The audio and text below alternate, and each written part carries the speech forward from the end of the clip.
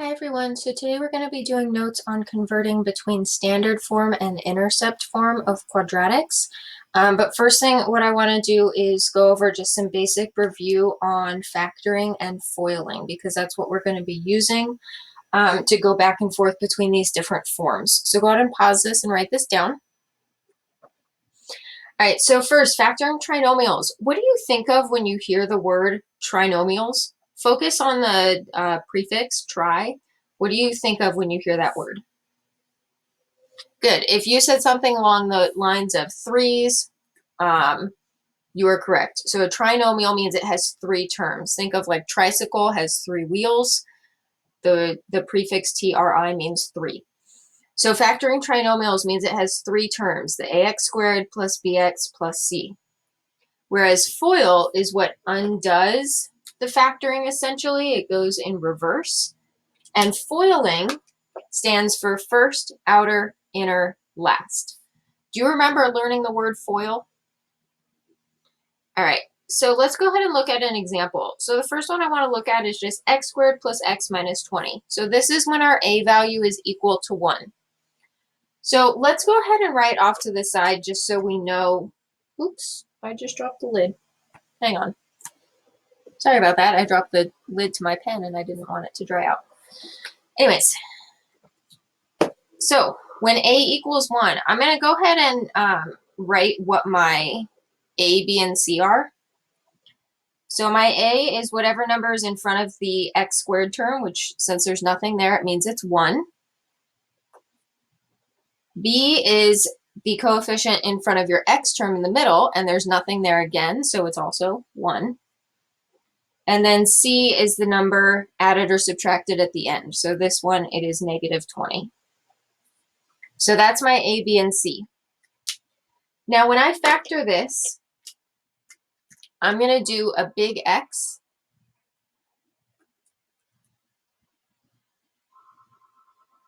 Make this really big. I'm going to do a big X. And then the top will be your A times C, and the bottom is your B. Now I always remember B is the bottom, B and B. B is bottom. All right, so my A times C is 1 times negative 20, so negative 20. And my B is 1, so 1. Now what we do for this is we need two numbers that multiply to get the top and add to get the bottom.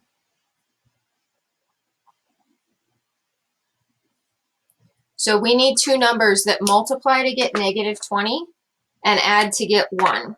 So let's look at what our options are. Now I'm going to show you the steps for this first one because I want you to know how to break it down and figure it out when it's not a number that may be as obvious as negative 20. So for this, my options for what multiplies to get negative 20 is 1 and 20. One of those will be negative. 2 and 10. One of those numbers will be negative. Or 4 and 5. One of those numbers will be negative. The option that's going to work is the 4 and 5. Oops. Sorry, I can't put lids on with the other hand yet. So the numbers that are going to work are 4 and 5. But which one will be negative, the 4 or the 5? Good, you should have said the 4 will be negative because 5 minus 4 is 1. That gives us our bottom. So now what I do is, since I have these two numbers, I'm just going to write my factors. So my variable that I'm using is x. So since this says minus 4, that gives me the factor x minus 4. And then this one is a positive 5, so that gives me the factor x plus 5. And we're done. I feel so awkward taking off lids of things because I have to do it one-handed. It's making me really wish that my pens with the little clicky tops were not packed away in my school stuff. Anyways, so we have now taken this trinomial and factored it. Now I want to do the same thing, or I want to do this in reverse and now FOIL it, because I want you to see that if we start out with this and FOIL it, we end up with this trinomial here. Basically like a way of checking our work. All right, so let's do x minus 4 times x plus 5. Now the first, outer, inner, last only works when it is two binomials. So like trinomial was 3 terms, binomial is 2 terms. So each of these has 2 terms. FOIL is also just a fancy way of saying distribute, but with a fun little acronym. So for FOIL, let me zoom in on this side a little bit. So for FOIL, we do first, so the first term times the first term, which is x squared. Outer, actually, let me write this down a line.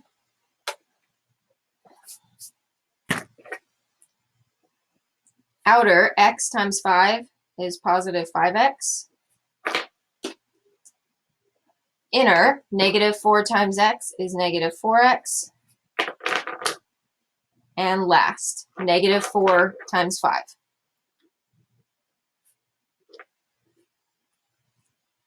This was just a fancy way of distributing. I distributed the x to both terms that it was being multiplied by, and then I distributed the negative 4 to both terms it's being multiplied by. FOIL is just a fun acronym to make sure you remember it, or you can look at it as you draw little rainbows to all of the terms. So now I need to simplify. The 5x and negative 4x are like terms, so I can simplify those. I'll underline them so you can see these are like terms. So we end up getting x squared, 5x minus 4x is x, and then the minus 20, which is the trinomial that we started with. Oh my gosh. Oh.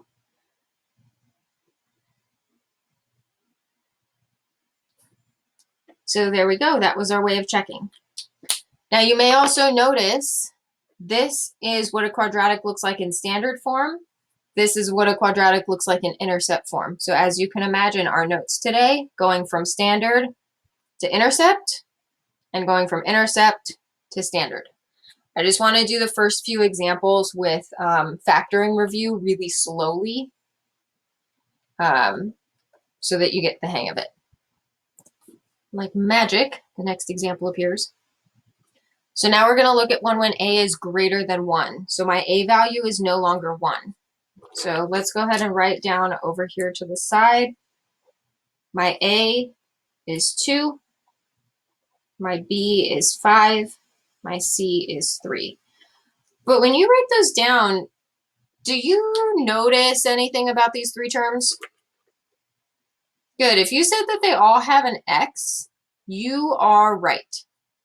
So I'm going to write a big note about this. I'll write it below here. Do I want to write it below there? No, I'll write it over here. Sorry, I'm trying to decide spacing wise. So always,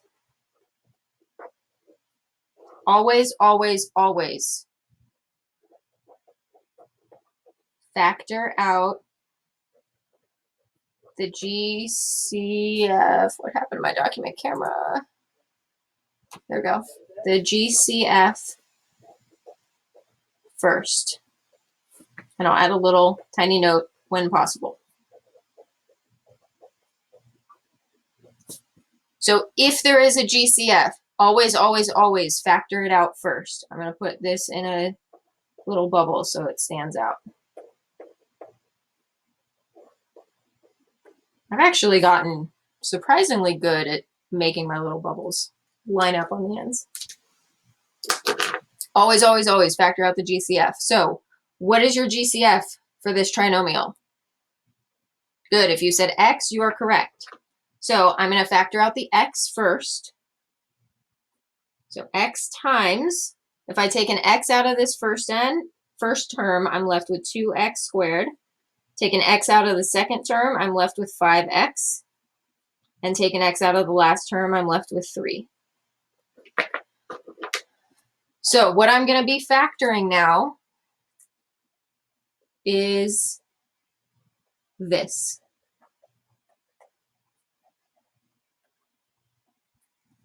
That's what we're factoring.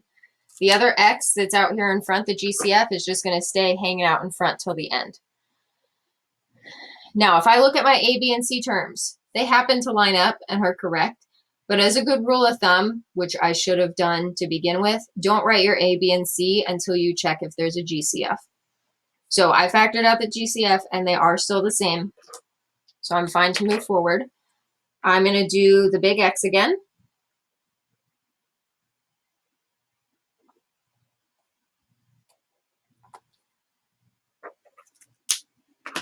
All right, the top is my A times C, bottom is my B. So what number goes in the top? Good, you should have said 6. What number goes in the bottom? You should have said 5. So I need two numbers that multiply to get 6, add to get 5. My options are either 6 and 1, which will not work, because this would have to be a negative, or 2 and 3. 2 times 3 is 6. 2 plus 3 is 5. So 2 and 3. Now, there is one extra step that we need to do here. We need to divide by the a value. So when a is greater than 1, we need to divide by the a value.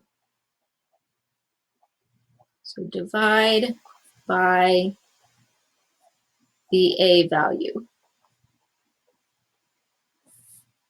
So I'm going to divide this by 2 and this by 2. Technically, you always divide by the a value, but when a is equal to 1, the factors just stay the same, so you don't actually have to show that step. So when I divided by the a value, 3 over 2, that doesn't simplify anymore. I'm going to leave it alone. But 2 over 2 simplifies to 1. So this is the part that's different. When you write out the factors, first I have this GCF of x that has to stay out in front. That stays there. This one is a positive 1, so that's x plus 1. Now this one is a fraction. When it is a fraction, the number that's on the bottom goes in front of the x, and then you either add or subtract the number that's on top. This is a positive, so we are adding the number that's on top.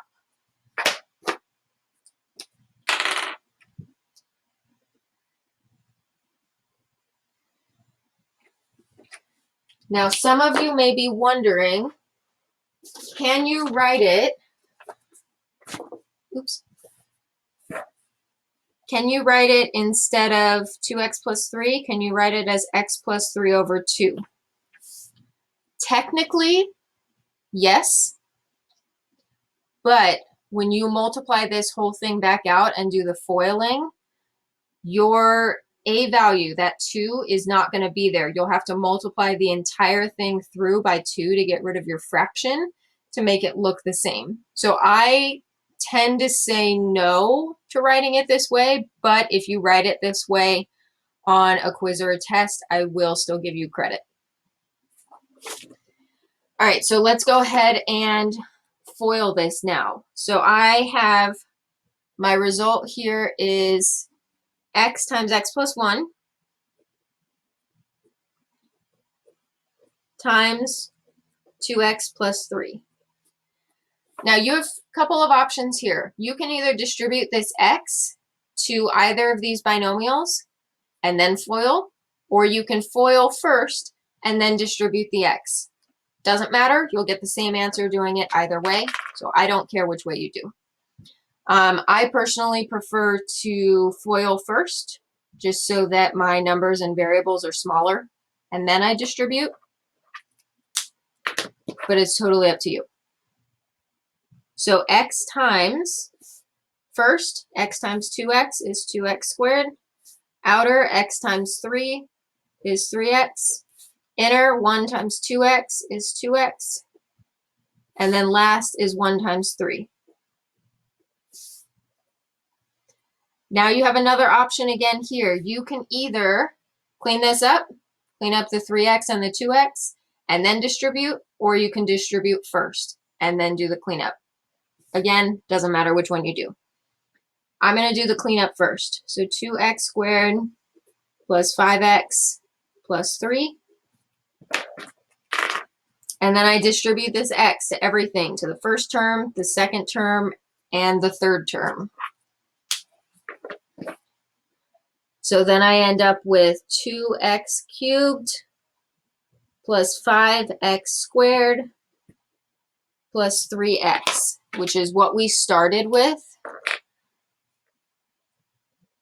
So we know that our answer is right. Now I also want to point out, you are, when you multiply x by x squared, you add the exponents. So this has an exponent of 1 and an exponent of 2. It's like saying x times x times x. You have 3 of them, so x to the third. If you have more questions about that, you can ask me separately and I'll go over it. All right, we're going to do one more example of factoring and foiling. So we've seen when a is equal to 1, when a is greater than 1, and now we're looking at when a is less than 1. So same as before. Always check for a GCF because a is not equal to 1, but the special thing, when it is negative, always factor out the negative a value first. So always,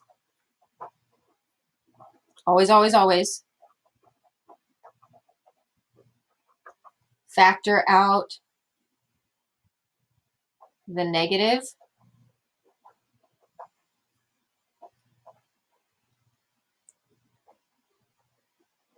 when a is negative.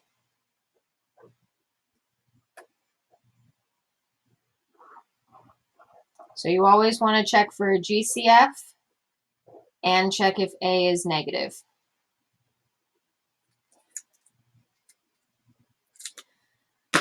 All right, so we know that we have to factor out a negative, but do we also have a GCF? Is there any number that goes into all 3 of these numbers? Okay, if you answered yes, you are correct. If you answered no, I'm going to show you the trick for if 3 goes into something. Obviously, we know 3 goes into itself and 3 goes into 39. The trick to see if 3 goes into bigger numbers is you add up the numbers, and if that number is divisible by 3, then 3 goes into the whole number, which I realize now saying out loud is kind of confusing. Oh my gosh, my document camera went away again. Sorry. Here we go. So 1 plus 0 plus 8 is 9.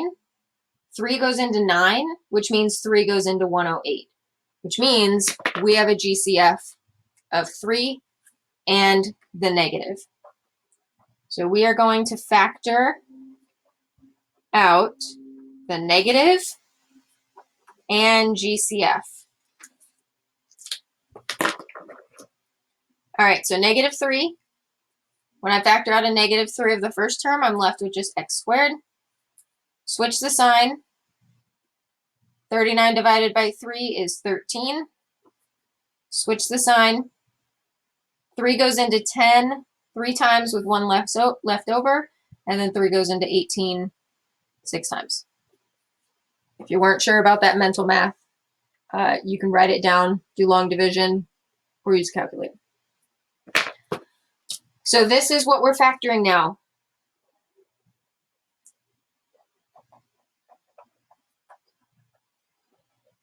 You're factoring this.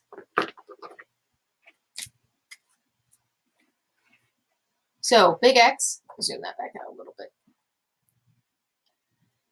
Big X. Now I also want to point out, I didn't write my A, B, and C value yet, which is good because I had a GCF. So my A is 1, B is negative 13, C is 36. So my top is A times C, bottom is B. What number goes in the top? Good, you should have said 36. What number goes in the bottom? Good, you should have said negative 13. Now, for finding your two numbers that work, what color did I do this in on the other example? I'll keep it consistent, pink, okay. So my numbers that multiply to get 36, now notice they add to get a negative, which means it's going to have to be a negative times a negative.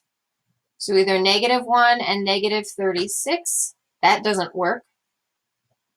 -2 and negative 18, doesn't work, but we're getting closer. -3 and negative 13, also doesn't work, but we're pretty close. -4, -9, that one works. If you can see that right away without writing this stuff out, totally fine. Just write the -4 and -9. Now my A value is 1, which means I do not need to divide these by the A value. So when I write this out, my -3, the GCF stays out in front. Then this -4 gives me the factor x minus 4. And then this -9 gives me the factor x minus 9.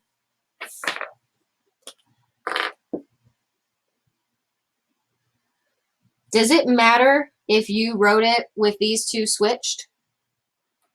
If those two factors were switched the other way, does it matter? If you said no, you are correct. It does not matter because all these things are multiplied. It doesn't matter what order they're written in. All right, now the last thing is to practice with foiling. So -3 times x minus 4 times x minus 9. And I'm going to show you the steps for this, but I'm going to work through it quickly and not pause. So I'm going to do FOIL first, outer, inner, last. So I get -3 times x squared minus 9x minus 4x. Sorry, hiccups, plus 36. Now, if you can also do this in your head, the minus 9x minus 4x, you can skip this step that I just wrote and go straight to the x squared minus 13x plus 36. Then from there, I distribute the -3 to all three terms, and I end up with -3x squared plus 39x minus 108, which is what we started with. So we know we factored and multiplied correctly. That is the end of part 1. So go ahead and stop this video now. Go to the other notes.